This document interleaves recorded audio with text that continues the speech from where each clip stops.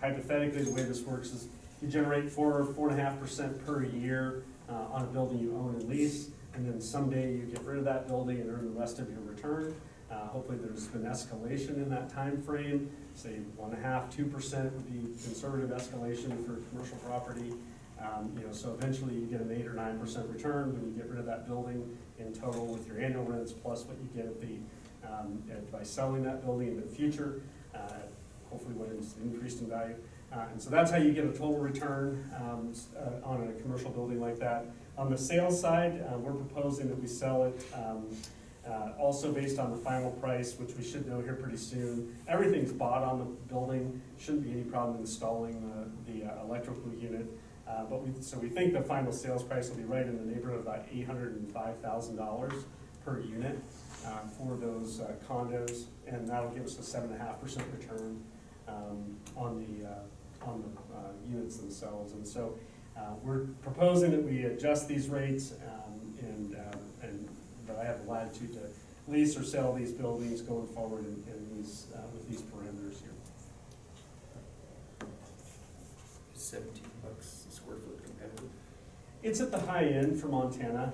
Certainly, there's almost nothing on the market in Great Falls industrial space. So there's not, I would say right now there's not really a market for industrial space. There are a couple buildings for sale, but most of them are pretty specialized buildings. Like there's one that's an old roofing contractor. It's a very odd floor plan, won't work for many people, just the way the building was done. And so you have a lot of unique purpose-built buildings that are for sale, and that's the only market. And so, I mean, and they're very old. So you could probably pick one of those up. You might be able to rent them, maybe $9 a square foot, $10 a square foot if you can find them, but there just aren't any. So when you look across the state, down in Helena is probably the cheapest competitive market. There's some 12% building, or some $12 buildings down there that aren't bad. So you could probably get something for $12. Again, pre-lived in. It's going to have its warts and bumps. It's not going to be, built to be kind of a standardized footprint. There's going to be some odd things in the building because it was built for a specific purpose. But if you look, Missoula, Billings, Bozeman, that's when you start to see about $15 a square foot for similar product, because similar products being built in those markets. So when you go out and look, there's some stuff right next to the Billings Airport, very similar.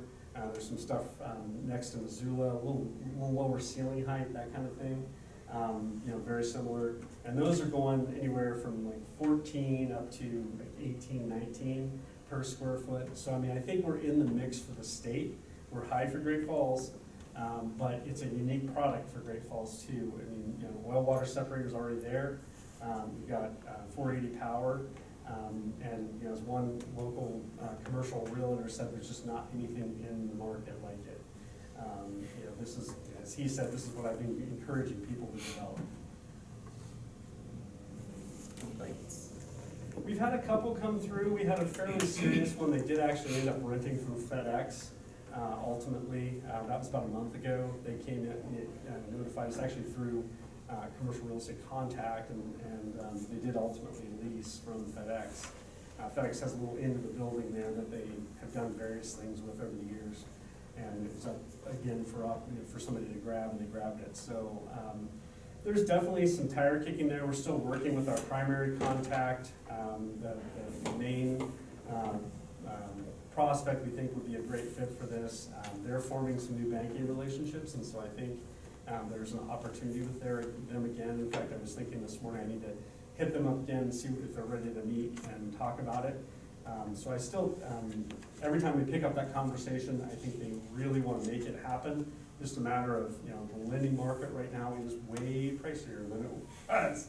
And, there's, in one breath, you hear maybe the rates are coming in. At the same time, it looks like cheap money, it looks like excessive spending is going to be the 2024 continuation of monetary policy in order to keep the economy from constricting.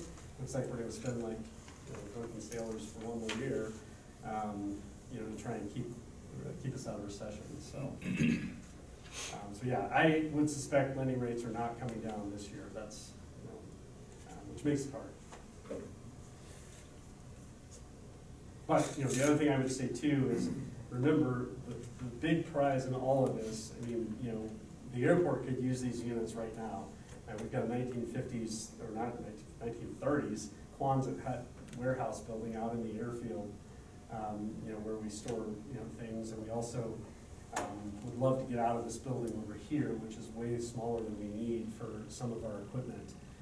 These bays are real similar to what we've been adding to the SRE buildings. So I mean, we could occupy these tomorrow, you know, with stuff we need, and be happy as a lark and probably rent those buildings. I mean, we could go out and get, what do we get for the lower shop now? What per square foot? Oh. I killed you with that one, didn't I? What about Yeah, the upper you shop? did. Isn't it $9 for the upper shop? I think it's a little lower than that. $8.50? Yeah. I think it's $8.50 for the lower shop right now, and it's a piece, you know, and so I think we could go out and rent that other half of the lower shop today, move our stuff into here, have better facilities, and be better off. But the big prize is, we got $1 million worth of infrastructure across the highway, which, you know, I've been trying to figure out how to do for 10 years, and, you know, we finally have gotten that done. And so, and we've got 300 acres along the interstate, which one day, you know, Great Falls will have market demand for, and those utilities are there. And so, we continue, and I think probably Susan knows some of the opportunities. We're continuing to see a fairly steady drip of large industrial interests in Great Falls, and quite a few of those are interested in airport land. 2 or 3 of the last couple that have come through have looked at this site and said, that would be good for what we want to do. And so eventually the hook is going to set on one of these, you know, and the GFIAA really is leading that charge. You know, these are people they're bringing. So we don't always hear for sure, you know, hey, we hated Great Falls, or, you know, the airport, you know, looks like a terrible place, or, you know, we don't get direct feedback. Other than, you know, listening to what GFIAA is saying is, you know, look, they like your site, you have a good site. That's kind of what we hear. We don't get their direct, you know, from the horse's mouth, you know, feedback. But presumably, like I said, at one point, you know, those utilities are going to be a big win. Certainly Loves and iState and the other developments, well, even Eagle Jet, we couldn't have done those without the utility work we've already done.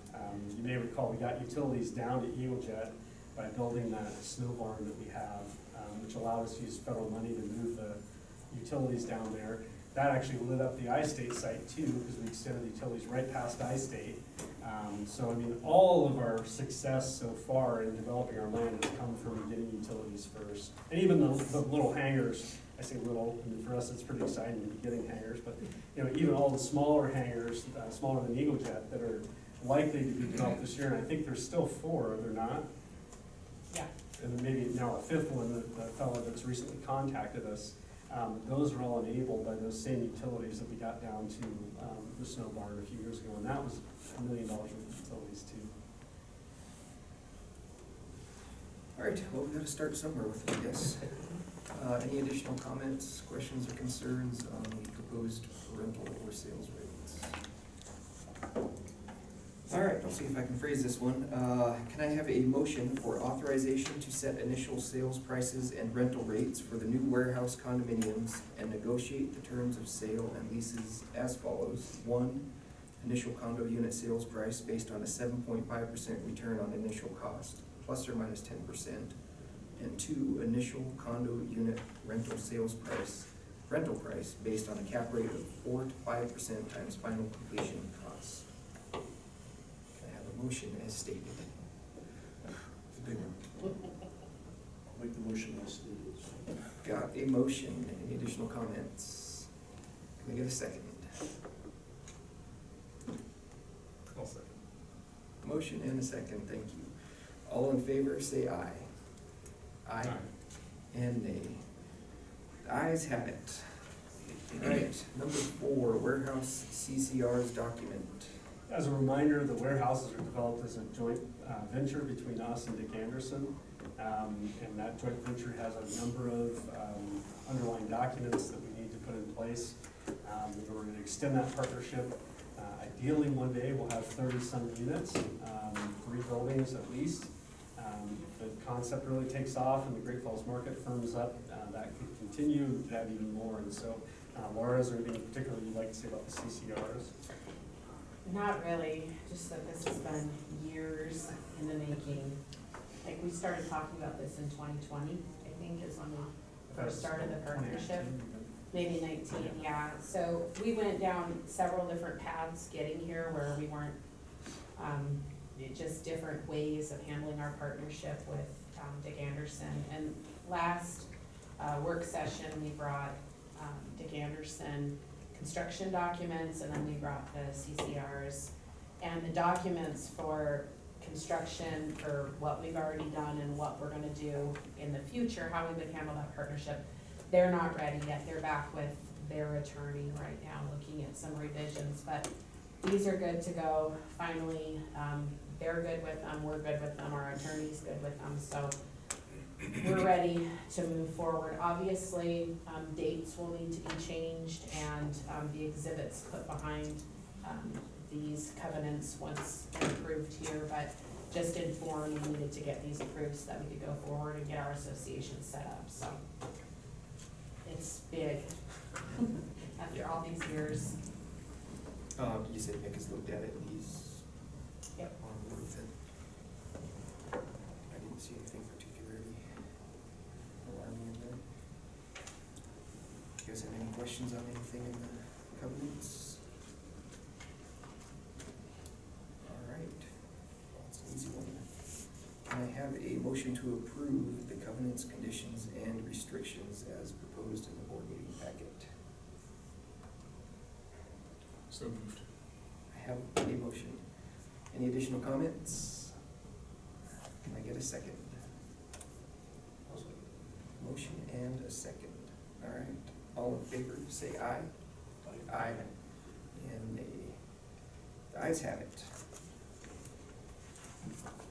All right, item number 5, emergency capital repairs, loading bridge number 1. Yes, our loading bridge 1 is, we've been making repairs to other loading bridges. Loading bridge 1 in the last month, looks like probably due to a limit switch that didn't limit the activity it was supposed to limit, allowed the bridge to both move while it was contracting.